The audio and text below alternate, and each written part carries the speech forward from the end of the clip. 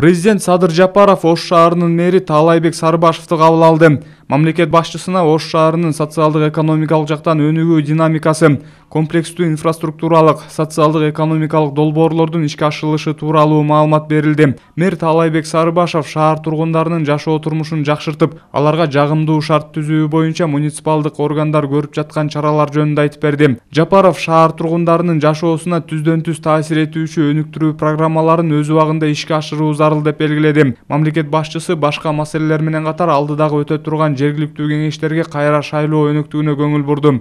Садыр Жапаров шайлоонун ачык айкындыгын толук камсыз кылууну, кандай гана чиновник болбосун аларга административдик ресурсту колдонууга жол бербөөнү тапшырды.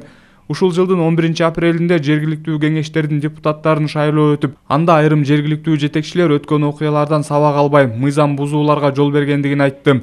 Жыйынтыгында Бишкек, Ош жана Токмок шаарларында шайлоонун жыйынтыктары жараксыз деп табылган болчу.